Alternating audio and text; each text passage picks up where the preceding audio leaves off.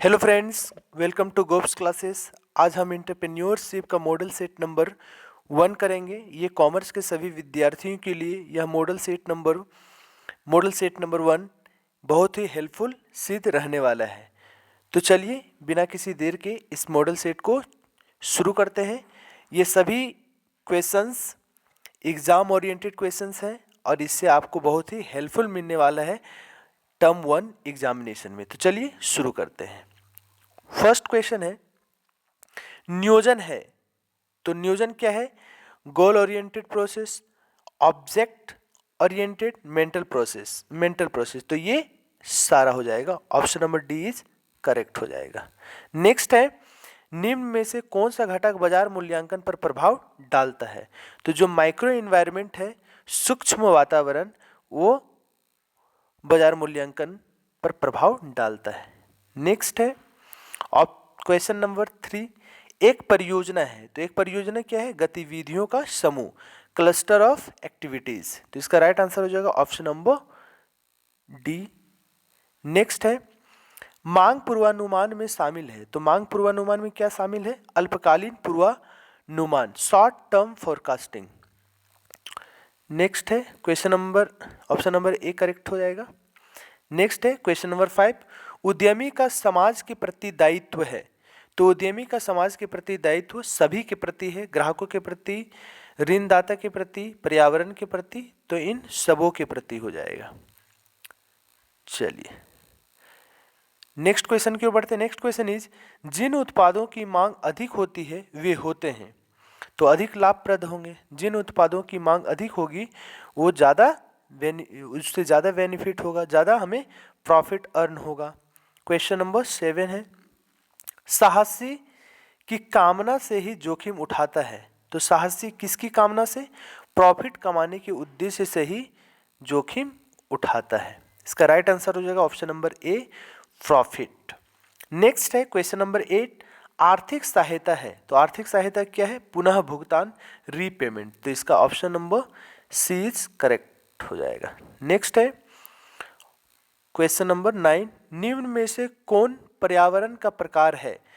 तो इसमें आंतरिक पर्यावरण एवं बाह्य पर्यावरण, internal environment and external environment दोनों है। तो बोथ हो जाएगा ए एंड बी। इसका आंसर हो जाएगा सी। नेक्स्ट है, निम्न में से कौन सा व्यावसायिक अवसर की पहचान को प्रभावित करने वाला घटक है? तो ये हो जाएगा आंतरिक मांग की मात्रा जो है वो व्यावसायिक अवसर की पहचान को प्रभावित करता है, वॉल्यूम ऑफ इंटरनल डिमांड। तो इसका राइट आंसर हो जाएगा ऑप्शन नंबर ए।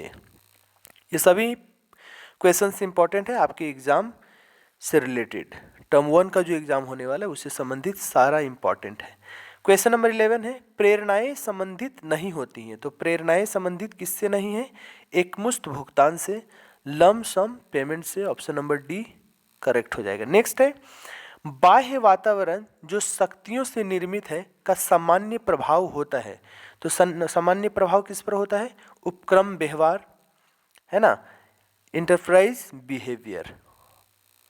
अ जो है इसका राइट आंसर हो जाएगा ऑप्शन नंबर ए। निम्न में से कौन मांग पूर्वानुमान में सम्मिलित कारक है? तो उपरोक्त सभी है। कौन कौन है? पूर्वानुमान की लंबाई, पूर्वानुमान के स्तर, उत्पाद का वर्गीकरण। Option number D is correct. Next है, निम्न में से कौन सा अवसर बोध का तत्व है? तो इसमें अवसर बोध का तत्व ऑल ऑफ दीज हो जाएगा। समझ की शक्ति, परिवर्तन पर नजर, नवपरिवर्तनीय गुण। तो इसका राइट आंसर हो जाएगा option number D is correct answer. Next question की ओर बढ़ते हैं। नेक्स्ट क्वेश्चन इज, बाजार मूल्यांकन के लिए निम्नलिखित बातें आवश्यक हैं। तो बाजार मूल्यांकन के लिए क्या क्या आवश्यक है? Supply, demand, nature of competition, ये सारी बातें इंपॉर्टेंट हैं। Option number D is correct हो जाएगा। नेक्स्ट है क्वेश्चन नंबर 16, साहस का कर्तव्य है। तो देखिए साहस का कर्तव्य क्या होता है? मुनाफा वसूली नहीं है, कर चोरी ये भी नहीं है, पर्यावरण प्रदूषण ये भी नहीं है। तो इनमें से कोई नहीं होगा। देखिए साहस का मतलब क्या है? साहस का मतलब है कि जो जिसमें जोखिम उठाने की क्षमता हो, है ना, जो अधिक प्रॉफिट अर्न के लिए करने के लिए अधिक से अधिक कैपिटल लगाता है, एक नए अवसर को प्राप्त करने के लिए रिस्क बियर करता है, तो उसको हम साहस का कर्तव्य बोल सकते हैं। तो ये तो सारी बातें नेगेटिव हैं। चलिए, तो इसका राइट आंसर डी हो जाएगा 16 का। नेक्स्ट क्वेश्चन को बढ़ते हैं। Next question is 17। परियोजना मूल्यांकन में सम्मिलित मूल्यांकन है तो क्या है? तो इसमें तीनों शामिल हैं, economic help, managerial help, technical help and all of these. तो इसका राइट आंसर हो जाएगा option number D is correct answer. Next question की ओर बढ़ते हैं। नेक्स्ट क्वेश्चन इज एक उद्यमी की मुख्य उपलब्धि होती है। तो एक उद्यमी की मुख्य उपलब्धि क्या होती है? देखिए, सिर्फ मुनाफा अगर बोले तो ये गलत हो जाएगा। एक उद्यमी का सिर्फ उद्देश्य मुनाफाखोरी ही या मुनाफा कमाना, प्रॉफिट अर्न करना ही नहीं, बल्कि समाज के प्रति भी एक दायित्व होता है और अपने बिजनेस को, अपने उपक्रम को बढ़ाना, आगे ले जाना, ये भी इसका काम होता है। तो प्रमोशन हो जाएगा। इसका राइट आंसर हो जाएगा option number B is correct answer. अच्छा, हम ये समझ लेते हैं कि एक उद्यमी कौन होता है। Who is an entrepreneur? देखिए, उद्यमी का मतलब होता है वह व्यक्ति जो किसी नए उपक्रम को इस्टेब्लिश करता है, उस उपक्रम को इस्टेब्लिश करने के लिए विभिन्न प्रकार के जोखिमों को, जो रिस्क है, उसको बियर करता है, इनोवेशन लाता है, नया तकनीक लेकर आता है। तो जिसके अंदर भी ये गुण होता है, जो क्वालिटी है, उसी व्यक्ति को हम बोलते हैं एंटरप्रेन्योर। जिसमें जोखिम वहन करने की क्षमता होता है, जिसमें नया स्किल होता है, जो इनोवेटिव होता है, तो उसको हम क्या कहेंगे? एक एंटरप्रेन्योर कहेंगे। चलिए, नेक्स्ट क्वेश्चन की ओर बात करते हैं। Next question 19। निम्न में से किसका उत्पाद या सेवा का चुनाव करते समय ध्यान रखना जरूरी है? तो उपर्युक्त सभी क्या है? Competition, cost of production, profit possibility and all of above. All of the above. तो राइट आंसर हो जाएगा option number D is correct. Next है, उपक्रम का चुनाव निर्भर करता है। तो उपक्रम का चुनाव किस पर निर्भर करता है? साहसी की स्वयं की योग्यता, बिल्कुल। तो साहसी की स्वयं की योग्यता निर्भर करता है। नेक्स्ट है क्वेश्चन नंबर 21 इज उपक्रम का चुनाव करते समय ध्यान देने योग्य बिंदु है। तो जनरली उपक्रम का जब हम चुनाव करेंगे तो सबसे इंपॉर्टेंट जो फैक्टर होता है वो है पूंजी की उपलब्धता, अवेलेबिलिटी ऑफ कैपिटल। हमारे पास कैपिटल कितना है? देखिए, जब तक किसी व्यक्ति के पास कैपिटल ना हो तो वो कल्पना भी नहीं कर सकता है कि हम बिजनेस को स्टार्ट कर पाएँ, है कि नहीं? तो कैपिटल वेरी इंपॉर्टेंट रोल निभाता है किसी भी इंडस्ट्री को इस्टेब्लिश करने में।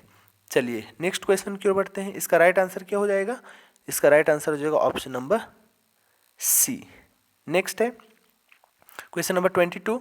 उपक्रम चयन के आवश्यक तत्व हैं। तो उपक्रम चयन के आवश्यक तत्व क्या हैं? गोपनीयता, व्यवसायिक क्रिया, परिचालन का क्षेत्र। तो इनमें से सभी हो जाएंगे। इसका राइट आंसर हो जाएगा इनमें से सभी, ऑल ऑफ दीज। नेक्स्ट है औद्योगिक लाइसेंस अधिनियम पारित हुआ है। तो औद्योगिक लाइसेंस अधिनियम पारित कब हुआ है? 1951 में। तो इसका राइट आंसर हो जाएगा option number C, implement of industrial licensing act. चलिए, नेक्स्ट है क्वेश्चन नंबर 24। व्यवसाय का जीवन रक्त है। देखिए, मैंने पहले बताया व्यवसाय का जीवन रक्त है कैपिटल, पूंजी, पैसा, रुपया। नेक्स्ट है क्वेश्चन नंबर 25 इज व्यवसाय का मूलाधार क्या है? तो व्यवसाय का मूलाधार है वित्त। बिना वित्त के, बिना पैसे के, बिना रोकड़ का, बिना धन का किसी भी बिजनेस को स्टार्ट कर पाना असंभव है। जिस प्रकार मानव शरीर में रक्त का होना आवश्यक है, खून का होना आवश्यक है, उसी प्रकार से किसी व्यवसाय में धन की आवश्यकता है। चलिए, नेक्स्ट क्वेश्चन है क्वेश्चन नंबर 26। एक सफल उद्यमी में अवश्य ही निम्न गुण होने चाहिए। तो एक सफल उद्यमी में क्या गुण होना चाहिए? Leadership, control, innovation. तो ऑल ऑफ दीज मैंने अभी बतलाया कुछ देर पहले। Option number D is correct answer, है ना। एक सफल उद्यमी में लीडरशिप की भावना होनी चाहिए, कंट्रोलिंग करने के लिए आना चाहिए, इनोवेशन होना चाहिए, नया तकनीक लाने वाला हो, है ना, रिस्क को बियर करने वाला हो, ये सारा चीज़ हो सकता है। Question number 27। उद्यमी पूंजी विचार उत्पन्न हुआ है। तो उद्यमी पूंजी विचार कहाँ उत्पन्न हुआ है? तो अमेरिका में उत्पन्न हुआ है उद्यमी पूंजी विचार। नेक्स्ट है 28, यदि उत्पादन छोटे पैमाने पर करना हो तो एक उद्यमी व्यवसाय के किस प्रारूप को पसंद करता है? तो जाहिर सी बात है सोल प्रोप्राइटरशिप को वो चूज करेगा, है ना। सोल प्रोप्राइटरशिप क्या होता है? देखिए, एकाकी व्यापार का मतलब होता है एक ऐसा व्यापार जिसका स्वामित्व, ऑनरशिप, मालिकाना हक किसी एक व्यक्ति के हाथों में होता है और उस व्यवसाय को मैनेज करना, कंट्रोल करना, चलाना सभी एक ही व्यक्ति के द्वारा उसको रेगुलेट किया जाता है। अगर रिस्क उठाना हो तो एक ही व्यक्ति उठाता है, कैपिटल लगाना हो तो एक ही व्यक्ति लगाता है, उससे संबंधित जितना प्रकार का डिसीजन लेता है या प्रॉफिट होता है तो वो सारा एक ही व्यक्ति को बियर करना पड़ता है और उसका रेगुलेशन, उसका मैनेजमेंट एक ही व्यक्ति करता है। तो उसी को हम कहते हैं एकाकी व्यापार। और इसका जनरली जो लायबिलिटी होता है वो अनलिमिटेड होता है और इसका एक लिमिटेड एरिया होता है। ठीक है, चलिए नेक्स्ट क्वेश्चन की ओर बढ़ते हैं। नेक्स्ट क्वेश्चन इज, व्यवसाय का खाली स्थान भी व्यवसाय के प्रारूप को निर्धारित करता है। क्या करता है? इसका आकार, है ना। व्यवसाय कैसा है उसका डिपेंड उसके आकार पर है, साइज पर है। Option number A is correct. Next है क्वेश्चन नंबर 30, परियोजना का जीवन चक्र निम्नलिखित में से संबंधित नहीं होता है। तो किससे संबंधित नहीं है? तो स्थिरीकरण, क्या हो जाएगा? स्थिरीकरण, स्टेबिलाईजेशन स्टेज। इसका राइट आंसर हो जाएगा option number D. Next question है क्वेश्चन नंबर 31, नियोजन होता है। तो नियोजन पास्ट, फ्यूचर, प्रेजेंट सभी के लिए होता है। इसका राइट आंसर हो जाएगा option number D is correct answer. Next question क्यों बढ़ते हैं। उपकरणों के प्रमाणीकरण में कमी होती है। तो lack of standardisation of the equipment is due to, किसके कारण होता है? नियामक बाधाओं से, रेगुलेटरी बैरियर्स, कमी होता है इसके कारण। नेक्स्ट है क्वेश्चन नंबर 33, नियोजन भविष्य को पकड़ने के लिए बनाया गया पिंजरा है। यह कथन है, किसने कहा है? A plan is a trap to capture the future, this statement is of. तो ये कहा गया है मिस्टर एलेन के द्वारा। Mister Allen, this is very very important question, याद रख लीजिएगा, this is very very important question. ठीक है, चलिए नेक्स्ट क्वेश्चन की ओर बढ़ते हैं। नेक्स्ट क्वेश्चन इज 34, परियोजना पहचान में आवश्यक होती है। क्या होती है परियोजना पहचान में आवश्यक? तो अनुभव एवं मस्तिष्क का उपयोग दोनों। क्या हो जाएगा? अनुभव, मस्तिष्क का उपयोग, तो ये दोनों हो जाएगा। इसका राइट आंसर हो जाएगा option number C is correct answer. Next question की ओर बात करते हैं। नेक्स्ट क्वेश्चन इज, परियोजना निम्न में से संबंधित नहीं होती है। तो परियोजना किससे संबंधित नहीं होती है? तो क्रिएटिविटी से संबंधित नहीं होती है, सृजनता से संबंधित नहीं होते हैं, सृजनता। नेक्स्ट है, परियोजना तैयार की जाती है। तो परियोजना किससे तैयार की जाती है? तो परियोजना प्रवर्तकों के द्वारा, प्रबंधकों के द्वारा, उद्यमी द्वारा, तो इन सभी के द्वारा तैयार की जाती है। ठीक है, इन सभी के द्वारा। चलिए नेक्स्ट क्वेश्चन की बढ़ते हैं। नेक्स्ट क्वेश्चन इज, आधुनिकीकरण सुधारता है। तो आधुनिकीकरण क्या सुधारता है? टू कैपेसिटी, क्षमता को सुधारता है। किसको? क्षमता को सुधारता है। Option number D is correct answer. Next question है क्वेश्चन नंबर 38, परियोजना प्रतिवेदन सारांश है। तो परियोजना प्रतिवेदन सारांश क्या है? तथ्यों का है। किसका है? फैक्ट्स का है। परियोजना प्रतिवेदन सारांश। ठीक है, नेक्स्ट क्वेश्चन की बढ़ते हैं। नेक्स्ट क्वेश्चन इज, उपक्रम की स्थापना में शामिल है। तो उपक्रम की स्थापना में क्या शामिल है? तो उपक्रम की स्थापना इसलिए की जाती है ताकि प्रॉफिट अर्न किया जाए। तो इसका राइट आंसर हो जाएगा option number C is correct answer. Next है क्वेश्चन नंबर 40, निम्न में से कौन नए उद्यम की शुरुआत की अवस्था नहीं है? तो क्या है? उत्पाद बाजार अवस्था, प्रोडक्ट मार्केट स्टेज नहीं है। Question number option number C is correct. Next and last question है question number 41, George R Terry के अनुसार नियोजन के प्रकार हैं। तो जॉर्ज आर टेरी के अनुसार नियोजन के प्रकार 4 हैं। सी इज करेक्ट आंसर। तो चलिए आज के 41 क्वेश्चन हम लोग कंप्लीट कर चुके हैं। अगर ये वीडियो आपको पसंद आया हो, अच्छा लगा हो, कुछ सीखने को मिला हो तो इस वीडियो को अधिक से अधिक लाइक करें, सब्सक्राइब करें और अपने दोस्तों को भी शेयर करें। Thanks for watching this video.